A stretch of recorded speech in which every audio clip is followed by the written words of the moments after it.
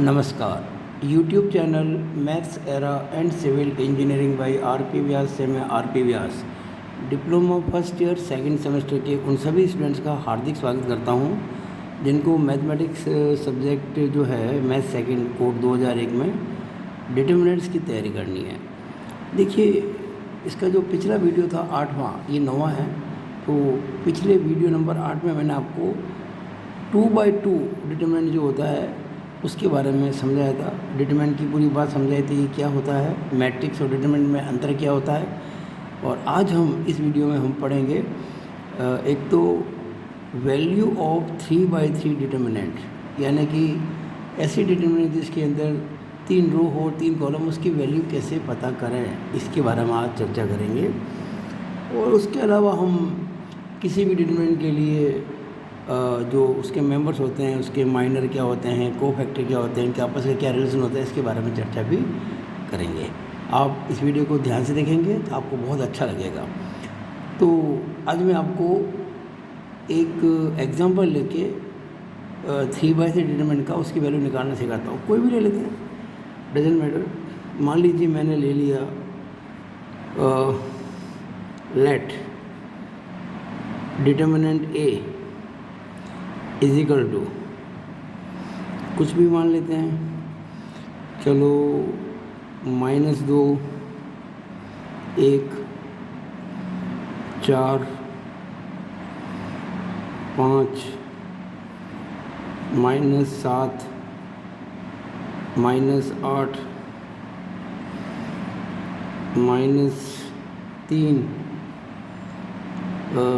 6 और 7, 8, 9 लेते, चलो ये ले लिया। हमें मान लीजिए इसकी वैल्यू पता करनी है, ठीक है। अब आपको इसमें एक बात समझनी होगी कि इसमें इसका जो ऑर्डर है वो 3 × 3 का है।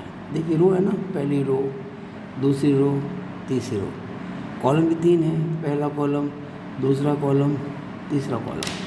चलो इसको मैं रेड मार्क करता हूँ।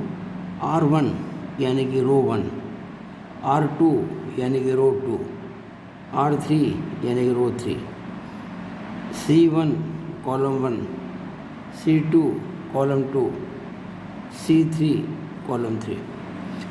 अब देखिए, इस डिटरमिनेंट की वैल्यू निकालने के लिए हम किसी भी रो या किसी भी कॉलम के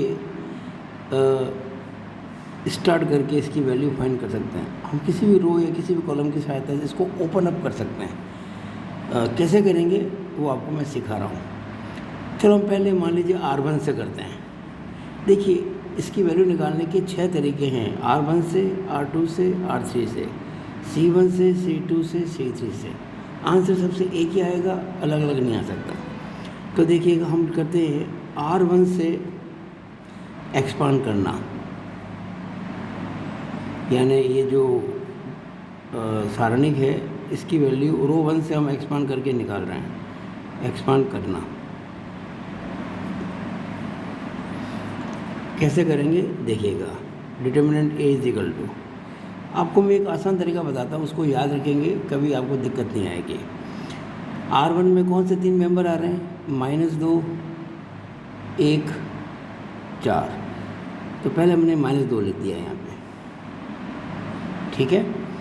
इसके बाद हम एक लिखेंगे डिटरमिनेंट। कैसी, वो डिटरमिनेंट जिसमें उस रो और उस कॉलम को छोड़ दिया जाए जिसमें -2 आता है। देखिए -2 है ना, फर्स्ट रो में आ रहा है, छोड़ दो। फर्स्ट कॉलम आ रहा है, छोड़ दो। क्या बचा, -7, -8, 6, 9। तो ये -7, -8, 6, 9, ठीक है। इसके बाद में आप लिखेंगे, ये लिख दिया मैंने -2। इस -2 के बाद आप लिखेंगे 1, ये लिख दिया मैंने 1, कुछ जगह छोड़ के। फिर हम 1 लिखेंगे सारणिक डिटरमिनेंट। इस बार आपने 1 लिया ना, तो 1 कौन सी रो में आ रहा है, फर्स्ट रो में।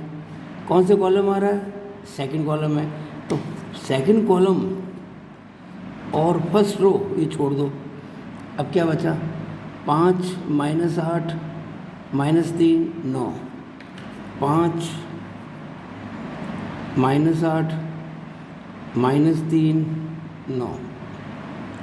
हमने -2 ले लिया, 1 ले लिया, अब 4 लेंगे। ये 4 ले लिया हमने, कुछ जगह छोड़ दी बीच में, ज़्यादा नहीं, एक प्लस माइनस लगाना जितनी। अब 4 किस रो में आ रहा है? First row. किस कॉलम में आ रहा है? Third column. तो फर्स्ट रो को छोड़ दो और थर्ड कॉलम को छोड़ दो। अब क्या बचा? 5 -7 -3 6। 5 -7 -3 6। ठीक है। अब देखिए हमें चिन्ह लगाने हैं प्लस माइनस के।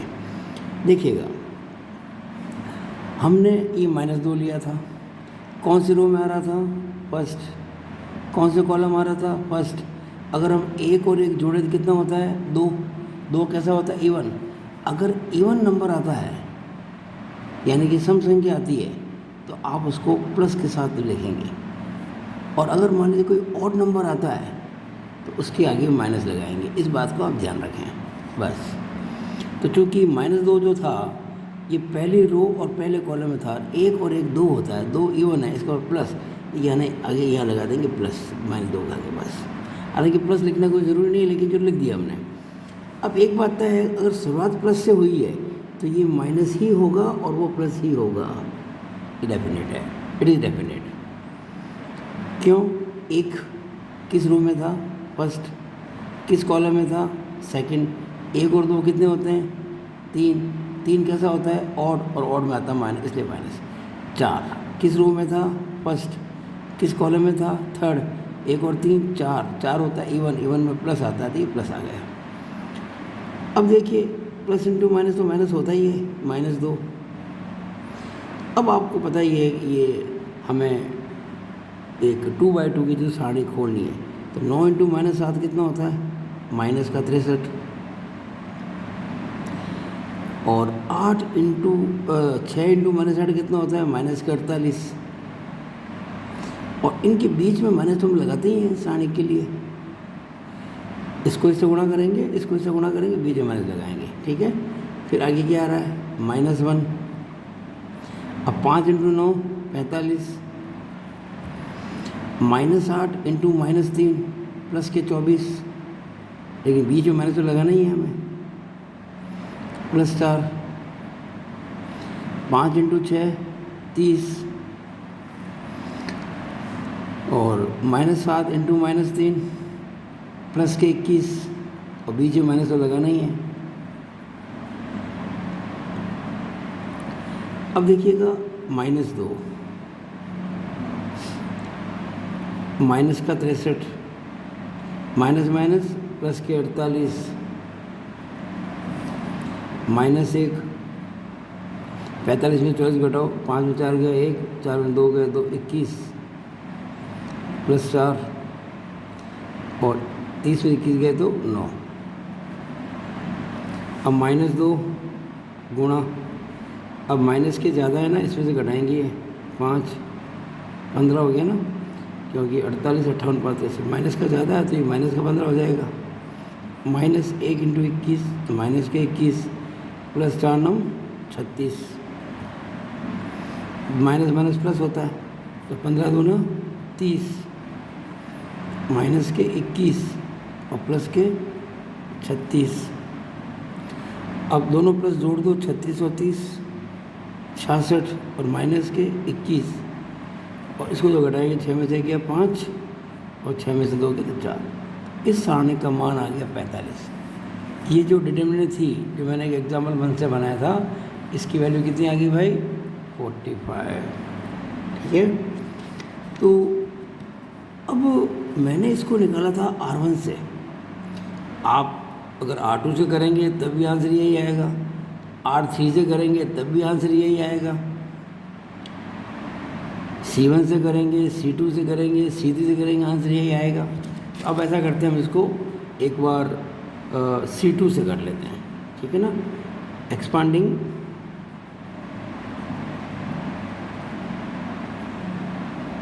With C2। डिटर्मिनेंट ए बराबर, अब वही प्रोसेस करेंगे। अच्छा, यहाँ एक बात मैं आपको कहना आवश्यक समझता हूँ कि ये जो मैंने -2 लिया था, तो ये जो लिखा इसे इसे कहते हैं उपसारणिक, माइनर। यानी मैं आपसे कहूँ कि ये जो अवयव लिया आपने इस सारणी के अंदर -2, इसकी उपसारणिक क्या है, इसकी माइनर क्या है, तो ये इसकी माइनर है। फिर इस एक की उपसारणिक, तो एक जिस रो में आता है और एक जिस कॉलम में आता है उसको छोड़ दो, बाकी जो बचा वो एक की उपसारणिक। इस तरह से हमने ये किया है, ठीक है ना। अब देखिए मैं एक्सपांड कर रहा हूँ C2 से। C2 में क्या क्या आ रहा है देखिएगा, ये रहा C2 1 -7 6। देखिए 1, अब मैं क्या करूँगा, एक सारणी लिखूँगा, फिर -7 लिखूँगा, फिर ऐसे एक सारणी लिखूँगा 1 -7 और 6, फिर मैं 6 लिखूँगा ऐसे 1 -7 6। ये थे ना एलिमेंट्स, इसके C2 की लिख दी हमने। अब जब 1 लिखा हमने, तो 1 जिस रो में आता है, यानी कि फर्स्ट रो, जिस कॉलम में आता है सेकंड कॉलम, उसको छोड़ दो, तो ये गया और ये गया, क्या बचा 5 -8 -3 9, 5 -8 -3 9, 5 ये गया 5 -8 -3 9। अब -7 लिया हमने, तो -7 आप देख रहे हैं R2 में आ रहा है, C2 में आ रहा है, R2 को छोड़ दो और C2 को भी छोड़ दो। अब क्या बचेगा, -2 4 -3 9, -2 4 और -3 9, -2 4 -3 9। अब 6 लिया, तो 6 ये रहा, ये किस में आ रहा है, R3 में और C2 में। तो R3 को भूल जाओ और C2 को भूल जाओ, क्या बचेगा -2 4 5 -8, -2 4 -2 4, ये लिया था ना, ये गया और ये गया -2 4 और 5 -8, ये वाला है ना, तो ये गया और ये गया 5 -8, ठीक है 5 -8। अब यहाँ हमें आगे माइनस प्लस लगाना है। देखिए 1 ये रहा, किस रो में 1, फर्स्ट रो में है और सेकंड कॉलम में है। अब आप देखो, अगर फर्स्ट रो की बात करें तो R1 सेकंड रो लेना, C2 1 और 2 कितना होता है 3 कैसा होता है ऑड का मतलब विषम यानी कि माइनस। तो यहाँ आपको माइनस लगाना है, जब यहाँ माइनस लगेगा तो यहाँ ऑटोमेटिकली प्लस ही होगा और यहाँ माइनस ही होगा। अगर शुरुआत प्लस से करते तो प्लस माइनस प्लस, शुरुआत माइनस से करते तो माइनस प्लस माइनस। वैसे भी देखिए -7 ये रहा, R2 और C2 2 2 4 इवन प्लस, इसलिए प्लस आ गया। फिर -6 ये वाला, और ये 6 आ रहा है R3 और C2 3 और 2 5 और का मतलब माइनस, इसलिए माइनस आ गया। बस अब आप देखें इसको ध्यान से, -1 तो ये है ही, 5 × 9 45, -8 × -3 प्लस के 24, बीच में माइनस लगाएंगे, प्लस इंटू माइनस -7, -2 × 9 माइनस के 18, -3 × 4 माइनस के 12। लेकिन बीच में तो माइनस लगाना ही पड़ता है ना सारणी के मान ज्ञात करने के लिए। -6, -2 × -8 प्लस के 16, 4 × 5 20, और बीच में माइनस लगाना ही पड़ता है। तो -1, 5 में 4 के 1, 4 में 2 के 2 21, -7, -18 प्लस 12। कहीं कोई जल्दबाजी नहीं करनी है। -6 और 16 -20 कितना होता है, माइनस के 4, 21 × -1 -21, फिर -7, -18 प्लस 12 -6 होता है, minus into minus plus, 4 6 24, minus 21, minus into minus plus 7 6 42, plus का 24, अब प्लस प्लस जोड़ देंगे, 42 52 62 होता है 66, और 66 में से 21 घटाएंगे तो आ जाएगा 45। देखिए हमने पहले निकाला था R1 की सहायता से, तब भी 45 ही आया था। अब निकाला मैंने C2 की सहायता से, तब भी 45 ही आया है। मुझे पूरी उम्मीद है कि आपने ये अच्छे से समझ लिया होगा, ठीक है ना। तो आपको प्रैक्टिस बहुत ज़्यादा करनी पड़ेगी। मैंने तो बहुत धीमे धीमे कराया, इससे धीमे हम क्या कराएं आपको, यानी आपको किसी भी सारणी का वैल्यू पता करना है तो आप ऐसे पता कर सकते हैं। एक हम और प्रयास कर लेते हैं, जैसे मैंने R1 लिया, C2 लिया, अब हम R3 ले लेते हैं। चलो R3 से निकाल लेते हैं। सारणी क्या था ज़रा देख लेते हैं। अब ज़रा जल्दी करेंगे काम। -2 1 4, -2 1 4, 5 -7 -8, 5 -7 -8, -3 6 9, -3 6 9। R3 से करते हैं। देखिए कैसे निकालेंगे R3 से, तरीका वही है। देखिए ये रो 1, रो 2, रो 3, C1 C2 C3, मैं R3 से निकाल रहा हूँ। R3 का मतलब ये थर्ड रो, कौन कौन से एलिमेंट आ रहे हैं, -3 6 9, तो हमने -3 लिख दिया। फिर ऐसा, फिर 6 लिख दिया कुछ जगह छोड़ के, फिर ऐसे, फिर 9 लिख दिया जगह छोड़ के थोड़ा सा, इसी जगह छोड़ने की अच्छी नहीं लिख सके, प्लस माइनस बस। अब -3 है ना, तो ये कौन सी रो में आ रहा है, थर्ड रो में। कौन सा कॉलम आ रहा है, फर्स्ट कॉलम में, तो थर्ड रो को छोड़ दो, फर्स्ट कॉलम को छोड़ दो। 1 4 -7 -8, 1 4 -7 -8, 1 4 -7, फिर ये 6 लिया, ये किस में आ रहा है, थर्ड रो में और सेकंड कॉलम में। ये थर्ड रो और ये सेकंड कॉलम छोड़ दो, क्या बचा, -2 4 5 -8, -2 4 5 -8। अब लेंगे 9, 9 किस में आ रहा है, थर्ड रो और थर्ड कॉलम, तो क्या बचा, -2 1 5 -7, -2 1 5 -7।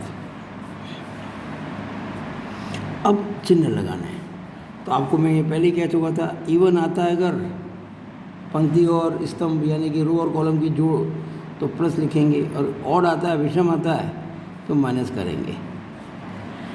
अब आप देखें यहाँ पे -3 लिया, ये -3 किस में आ रहा था, ये तीसरी रो और पहला कॉलम, 3 और 1 4 होता है, और 4 का मतलब इवन होता है, प्लस, तो शुरुआत प्लस से होगी। अगर शुरुआत प्लस से हुई है तो फिर माइनस ही आएगा और फिर वो प्लस ही आएगा। ध्यान, प्लस से शुरू करते हैं तो प्लस माइनस प्लस, माइनस शुरू करते हैं तो माइनस प्लस माइनस। अब ये प्लस इंटू माइनस, -3,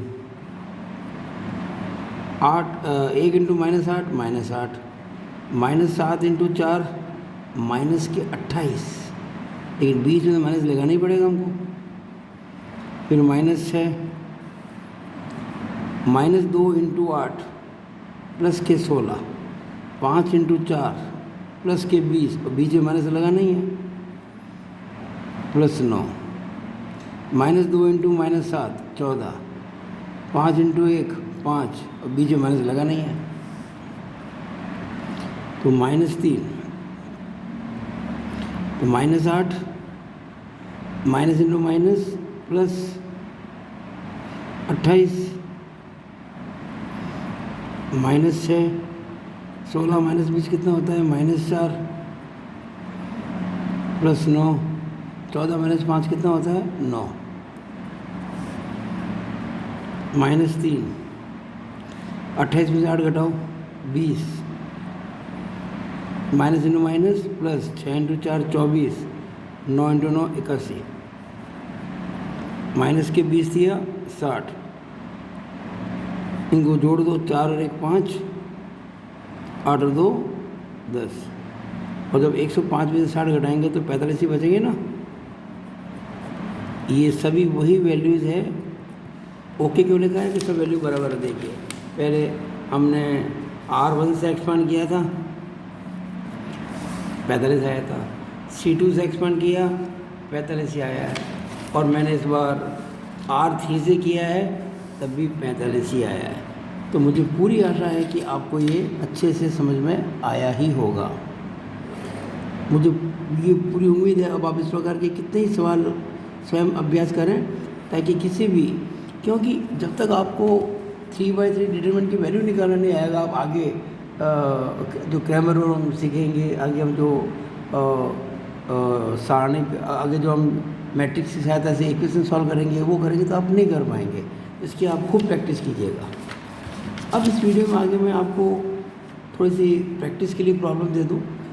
देखिएगा, ये क्वेश्चन मैंने आपकी प्रैक्टिस के लिए दिया है। ये 3/3 एक डिटरमिनेंट है, आप इसको नोट कर लें।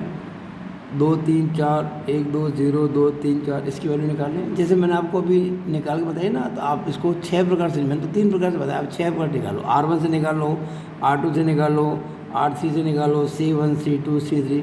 इसका आंसर कितना आएगा? 0। एक और क्वेश्चन, ये भी 3/3 की सारणिक है। A0 0 B B 0 C C C, और इसकी वैल्यू निकालेंगे आप 6 प्रकार से, R1 R2 R3 C1 C2 C3। इसका आंसर क्या आएगा? ABC। ये आपकी प्रैक्टिस के लिए। अब देखिए, हम आपको 2 बातें समझाना चाहते हैं इस वीडियो के अंदर कि उपसारणिक क्या होता है। उपसारणिक यानी कि माइनर, और सहखंड क्या होता है? कोफैक्टर। उपसारणिक और सहखंड, माइनर और कोफैक्टर। मैं इस वीडियो में आपको छोटी एक सारणी लेता हूँ 2/2 की, उसकी सहायता से समझाता हूँ। और जैसे मैंने 2/2 के लिए कर रहा हूँ, वैसे आप 3/3 के लिए भी कर सकते हैं। तो एक मैंने मन से एक सारणी बना ली है 2/2 की सारणी। A बराबर, जिसके 2 रोज हैं 2 कॉलम्स है। पहली रो में 7 - 2, दूसरी रो में 3 1। वीडियो लंबा नहीं हो जाए इसलिए मैं इस बात को छोटा करने के लिए मैंने एक छोटा सा लिया है। आप इसको बाद में 3/3 के लिए अप्लाई कर सकते हैं। अब मैं आपको पहले समझा दूं कि इस सारणी की, यानी कि इस डिटरमिनेंट की वैल्यू क्या है। बहुत आसान है। 7 × 1 7, -2 × 3 -6, पीछे माइनस लगाते ही हैं, तो ये 7 + 6 13 हो गया। ये मैंने वैल्यू क्यों निकाली है, मैं कुछ बातें आपको समझाना चाहता हूँ। उसके लिए देखिए, मैंने क्या किया है, आप ध्यान से देखें। ये पहली रो पहले कॉलम का मेंबर है, इसको क्या बोलेंगे? A11। A11, A का मतलब कोई अवयव, 1 1 यानी कि पहली रो पहला कॉलम। ये पहली रो और दूसरा कॉलम -2, तो A12। फिर ये दूसरी रो पहला कॉलम A21। फिर ये दूसरी रो दूसरा कॉलम A22। मैंने लिख दिया A11 कितना है? 7। A12 कितना है? -2। A21 कितना है? 3। और A22 कितना है? 1। अब मुझे लिखना है इनके माइनर और कोफैक्टर। देखिए, अभी जो आपको मैंने एक समझाया था, ये सारणी की वैल्यू निकालना 3/3 की। जैसे मैंने -3 लिखने के बाद में ये 1 4 -7 -8 लिखा था। तो ये जो आप देख रहे हैं ना, 1 4 -7 -8, ये इस -3 जो एलिमेंट था उसका माइनर है। तो हमने कैसे निकाला माइनर? कि जिस एलिमेंट का माइनर निकालना है, यानी कि उपसारणी निकालनी है, वो एलिमेंट जिस रो में आता है, जिस कॉलम में आता है, उसको छोड़ दो, बाकी लिख दो। तो यहाँ तो बिल्कुल आसान है। यहाँ तो हमें निकालना है किसका? माइनर, इस 7 का। तो 7 किस में आता है? पहली रो में और पहले कॉलम में। तो पहली रो छोड़ दो और पहला कॉलम छोड़ दो, क्या बचा? केवल एक, तो हमने एक लिख दिया, ये माइनर हो गया। अब चाहिए आपको किसका, -2 का, तो ये -2 इस रो में आता है और इस कॉलम में आता है, क्या रहा 3, ये 3 लिख दिया, ये हो गया माइनर। अब इस 3 का, ये 3 इस रो में आता है, इस कॉलम में आता है, क्या बचा -2, ये देखो -2 लिख दिया मैंने यहाँ पे। और आखिर में एक, ये इस रो में आता है और इस कॉलम में आता है, क्या बचा 7, ये हमने 7 लिख दिया। ठीक है, कितना आसान है बताइए मैंने निकाला 2/2 के लिए। अब निकालते को फैक्टर। तो देखिए माइनर और को फैक्टर के लिए एक नियम है, रूल है। अगर मैं को फैक्टर को C बोलूँ और माइनर को मैं M बोलूँ, तो C निकालने का फॉर्मूला ये है कि -1 की पावर I + j गुणा M। I और J क्या है, रो और कॉलम। I भी रो, J वहाँ कॉलम। अगर I और J सम है, अगर ये I और J मिलकर इवन होते हैं, तो आप जानते हैं -1 की पावर जब कोई सम संख्या होती है, जैसे कि 2, 4, 6, तो +1 आएगा, तो हमेशा +1 ही आएगा। और अगर I और J मिलकर ऑड होते हैं, यानी कि 3, 5, 7, तो -1 की पावर जब ऑड लेते हैं तो हमेशा -1 आता है, बस। तो अब आप देखिए ध्यान से, ये A11 है, A11, तो I कितना है 1, J कितना है 1। अब यहाँ रखो आप, 1 + 1 कितना हो गया 2, 2 क्या हो गया इवन, तो -1 की पावर 2 करेंगे तो +1 आएगा, यानी C और M बराबर हो जाएंगे। यानी जो माइनर है वही को फैक्टर है। माइनर क्या था 1, को फैक्टर भी 1 हो जाएगा। अब लेते हैं ये 1, 2, 1, 2 देखिए ध्यान से, इसमें 1 और 2 है, यानी I तो है 1 और J है 2, यानी ये 1 + 2 कितना होता है 3, और -1 की पावर जब 3 करेंगे तो -1 आएगा, यानी कि C बराबर -1 × M, यानी कि C बराबर -M, यानी कि जो माइनर है ना उसको माइनस से गुणा करना पड़ेगा। जैसे ये 3 था तो इसको माइनस से गुणा कर देंगे तो -3 हो जाएगा। अब सिंपल सी बात क्या है, सिंपल सी बात ये है, ये तो समझाने के लिए किया मैंने आपको, यहाँ हम रो और कॉलम को जोड़ते हैं, इवन आता है, जो माइनर है वही को फैक्टर है। और अगर I और J जोड़ते हैं और विषम आता है तो जो माइनर है उसका साइन चेंज कर दो, बस। जैसे ये 3 था, -3 हो गया। अब यहाँ देखिएगा, ये क्या है 2 और 1 3, 2 + 1 कितना होता है 3, और 3 कैसा होता है ऑड, ऑड का मतलब विषम, साइन चेंज करना है। मैंने -2 का +2 कर दिया। यहाँ देखिए 2 और 2 कितने होते हैं, 2 + 2 4, इवन है तो 7 का 7 ही रखा। इस तरह से मैंने आपको ये जो 4 एलिमेंट्स थे उन सारों के मैंने माइनर निकाले और को फैक्टर निकाले। अब मैं इनको आपस में को रिलेट कर रहा हूँ। देखिए ध्यान से, एक नियम ध्यान रखेंगे आप, बहुत अच्छा सा नियम है। किसी भी रो या कॉलम के एलिमेंट्स को उसी रो या कॉलम के सहखंडों यानी कि को फैक्टर से गुणा कर जोड़ने पर उस सारणी का मान प्राप्त होता है। यानी आपने पहली रो ली, उसके एलिमेंट लिए और उन्हीं एलिमेंट्स के को फैक्टर आपने लिए, गुणा किया और जोड़ा तो सारणी का मान प्राप्त हो जाएगा। जैसे एग्जांपल, मैंने रो 1 ली, R1 का मतलब रो 1। देखिए भाई इसमें रो 1 के मेंबर्स क्या हैं, 7 -2, ये लिख दिया मैंने 7, ये लिख दिया मैंने -2 लिख दिया। अब हम क्या करेंगे, 7 और -2 के जो को फैक्टर हैं, देखिएगा 7 का को फैक्टर 1, -2 का को फैक्टर -3, 1 और -3, मैंने गुणा कर दिया 7 को 1 से और -2 को -3 से, उनको जोड़ लिया। देखिए 7 एकम 7, माइनस प्लस के 6, 7 6 13, और ये देखिए 13, हम ध्यान से देखें तो सारणी का मान था, ठीक है ना। चलो एक एग्जाम्पल और लेते हैं। मैंने C2 लिया, कॉलम 2, कॉलम 2 में क्या आ रहा है यहाँ देखिए ध्यान से, ये कॉलम 2 -2 1, तो मैंने लिख दिया यहाँ -2 और 1, ठीक है। अब हम इन्हीं के जो को फैक्टर है किसके, कॉलम 2 के मेंबर्स के, यानी कि -2 और 1, ये देखिएगा -2 और 1, -2 का को फैक्टर कितना है -3 और 1 का कितना है 7, तो -3 और 7 से गुणा कर देंगे ये देखिएगा -3 ले लिया और ये 7 ले लिया। -2 इंटू -3 प्लस 6, 7 इंटू 1 प्लस 7, 6 और 7 13, बिल्कुल ओके, ये भी आपके आ गया।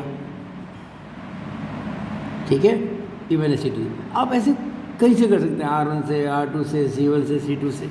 ये नियम ध्यान रखना कि किसी भी, ध्यान रहे, किसी भी रो या कॉलम के जो एलिमेंट्स हैं उनको अगर आप उसी रो और कॉलम के जो एलिमेंट्स के जो कोफैक्टर्स हैं उनसे गुणा करके जोड़ोगे तो सारणिक का मान प्राप्त हो जाएगा। अब एक रूल और है दूसरा, बहुत अच्छा नियम है ये, कि किसी भी रो या कॉलम के जो एलिमेंट्स हैं उनको किसी अन्य रो या कॉलम के एलिमेंट, ध्यान देना, रो के साथ रो ही होगा, कॉलम के साथ में कॉलम। ये नहीं कि रो तो लिया 1 कॉलम ले ले 2, ऐसा नहीं होगा। रो कॉलम सेम होने चाहिए, मतलब रो अगर ली है तो रो ही होगा, कॉलम होगा तो कॉलम ही होगा। किसी भी रो अथवा कॉलम के एलिमेंट्स को किसी अन्य रो या कॉलम के एलिमेंट से गुणा कर जोड़ने पर प्राप्त मान हमेशा 0 आएगा, हमेशा 0 आएगा। इट विल ऑलवेज भी 0। जैसे आपने रो ली पहली, उसके एलिमेंट लिए, लेकिन कोफैक्टर आप लिए रो 2 के, या जैसे देखो मैंने लिया ना रो 1 रो 2 लिया यहाँ पे, या आपने कॉलम 2 लिया, एलिमेंट लिए कॉलम 2 के और कोफैक्टर लिए कॉलम 1 के, ये मतलब। तो देखिए पहले मैंने रो 1 लिया, रो 1 के एलिमेंट आपको पता है 7 - 2 थे। रो 1 के एलिमेंट क्या थे? 7 - 2। लेकिन अब मैं ये देखो मैं ले लिया 7 - 2, ये 7 और ये -2। लेकिन मैं अब जो कोफैक्टर लूँगा वो रो 2 के लूँगा, रो 1 के नहीं, रो 2 के। रो 2 देखिए ज़रा ध्यान से, यहाँ पे 3 और 1, देखो ज़रा, ये 3 और 1 है ना, 3 और 1, तो ये रहा 3 और 1। 3 का कितना है? 2, 1 का कितना है? 7, 2 और 7, तो गुणा कर दिया मैंने, देखो ये 2 और ये 7, 7 दूनी 14, प्लस इंटू माइनस, -2 सत्ते 14, 14 बने 14, 0, ओके। अब मैंने लिया C2 का मतलब कॉलम 2। कॉलम 2 के मेंबर्स क्या हैं? -2, 1, ये लिख दिया मैंने, -2 और 1। लेकिन अब मैं कोफैक्टर लूँगा C2 के नहीं, C1 के। C1 देखिए क्या है? C1 है 7, 3, ये रहा 7, ये रहा 3, 7 का 1, 3 का 2, 1 2, ये देखिए 1, ये रहा 2, -2 इंटू 1 करेंगे, -2, 2 इंटू 1 प्लस 2, -2 प्लस 2 0, 0 आ गया। ये नियम था। तो आपको, मुझे पूरी आशा है कि ये सब कुछ, ये मैंने छोटा कम समय में करने के लिए 2x2 वाली, आप उसको 3x3 के लिए भी करें। और उसके लिए आपके लिए आपको मैं क्वेश्चन दे रहा हूँ प्रैक्टिस के लिए। ये बुक 2 जो है एनके वाली, उसके क्वेश्चन नंबर 3 पेज 20 पे और क्वेश्चन नंबर 4 पेज 21 पे आप अगर करेंगे तो आपको माइनर और कोफैक्टर निकालना अच्छे से आ जाएगा। तो मुझे पूरी आशा है कि आपको मेरा वीडियो बहुत अच्छा लगा होगा और आप इसको ज़रूर लाइक करेंगे, शेयर करेंगे और मेरे यूट्यूब चैनल को सब्सक्राइब करेंगे अगर अब तक नहीं किया है तो। It is all over about this video. Thank you.